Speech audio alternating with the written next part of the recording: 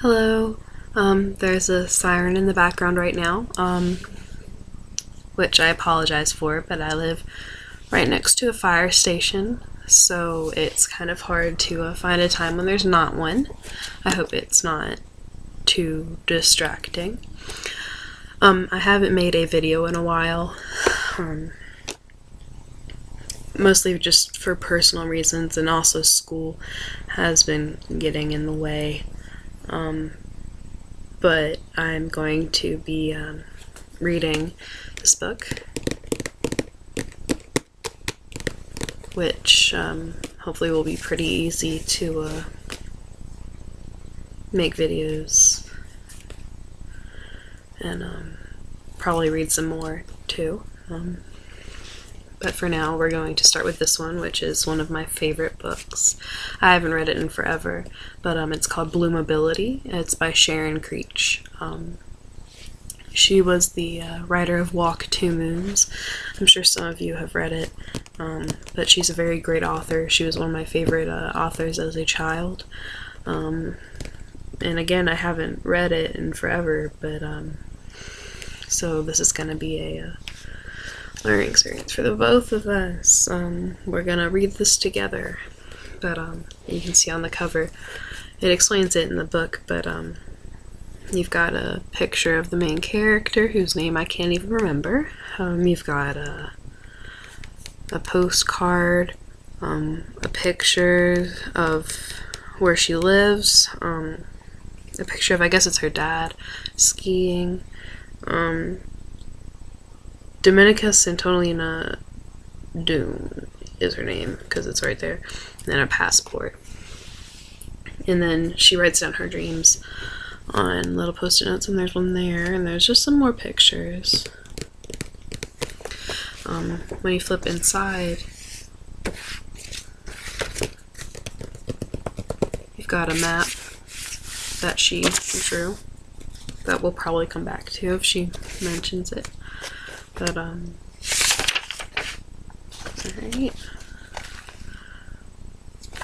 Okay. And I'm sorry if I pronounce anything wrong. The quote in the beginning of this chapter is, I become a transparent eyeball, and it's by Ralph Waldo Emerson in his book Nature. Okay, Chapter 1, First Life. In my first life, I lived with my mother and my older brother and sister, Crick and Stella, and with my father when he wasn't on the road. My father was a trucker, or sometimes a mechanic, or a picker, a plucker, or painter. He called himself a jack of all trades. Jack was his real name. But sometimes there wasn't any trade in whatever town we were living in, so off he would go in search of a job somewhere else. My mother would start packing, and we'd wait for a phone call from him that would tell us it was time to join him. He'd always say, I found us a great place. Wait till you see it. Every time we moved, we had fewer boxes, not more. My mother would say, Do you really need all those things, Denny? They're just things. Leave them. By the time I was 12, we'd followed my father from Kentucky to Virginia, to North Carolina, to Tennessee, to Ohio, to Indiana, to Wisconsin, to Oklahoma, to Oregon, to Texas, to California, to New Mexico. My things fit in one box. Sometimes we lived in the middle of a noisy city, but most of the time, Dad had found us a tilted house on a forgotten road near a forgotten town. My mother had been a city girl, my father a country boy, and as far as I could tell, my mother spent most of her time trying to forget that she'd been a city girl.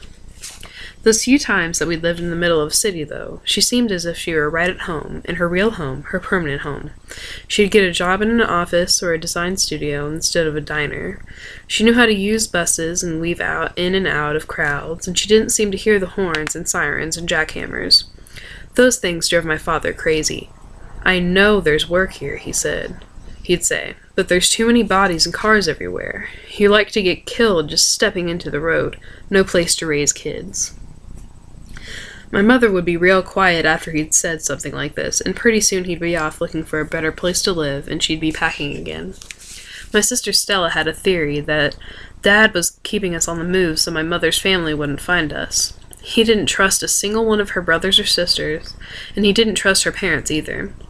He thought they had heirs and would talk my mother into moving back to New York, where she'd come from. He said they looked down their noses at us. Once when I was 7 or 8 and we were living in Wisconsin, or no, maybe it was Oklahoma, or it could have been Arkansas. I forgot Arkansas. We lived there for 6 months, I believe. A thin woman with gray hair pulled back in a tight bun was sitting in our kitchen one day when I came home from school.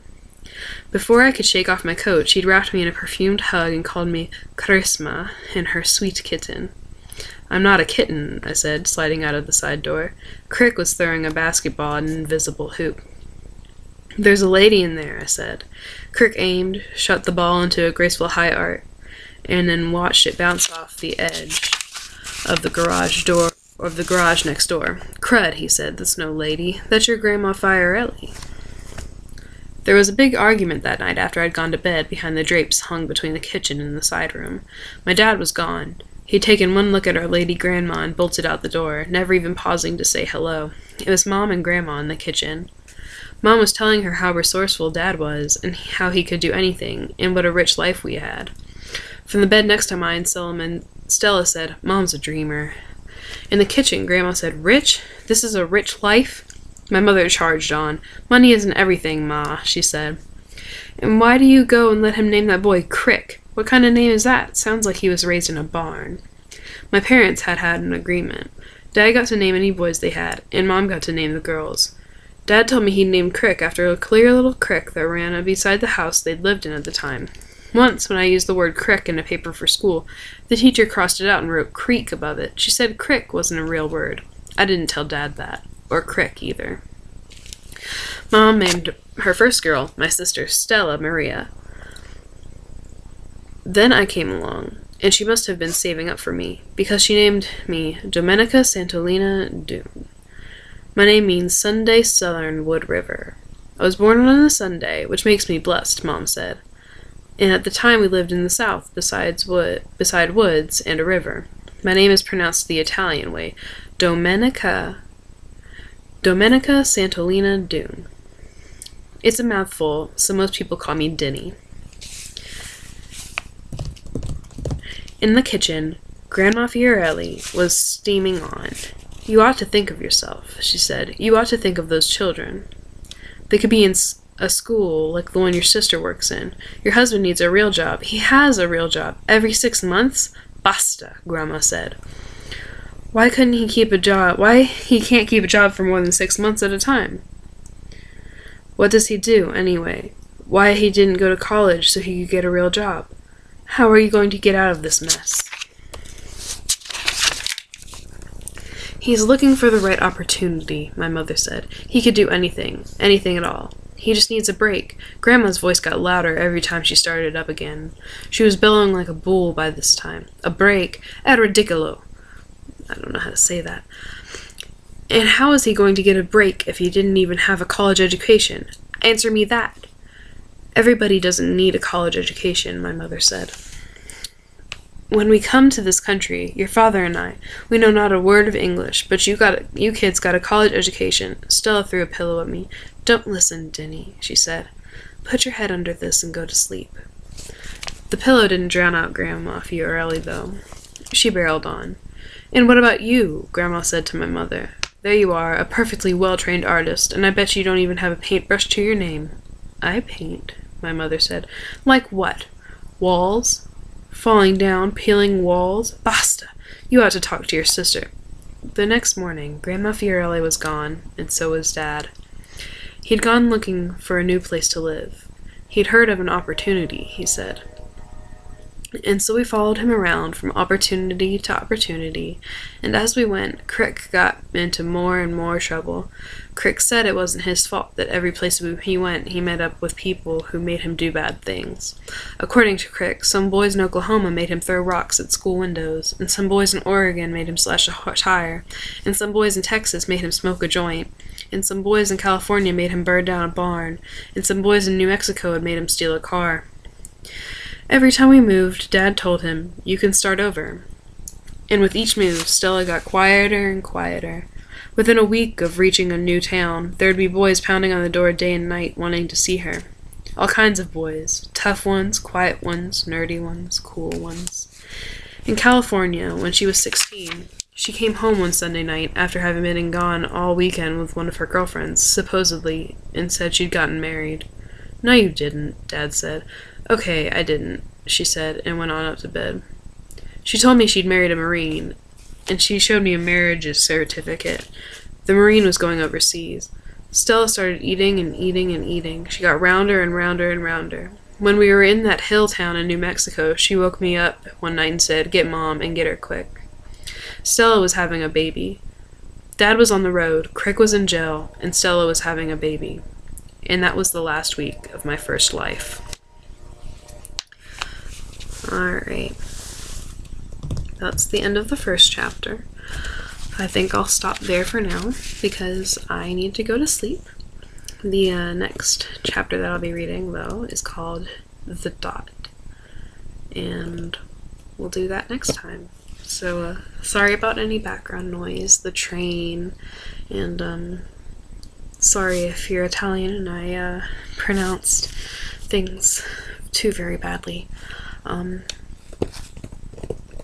But as you can tell, probably this is a really well-written book, and I hope I didn't talk too fast. I'll try to slow that down a little bit. But alright. Sleep well if you're going to sleep, and if not, have a great day, afternoon, or night.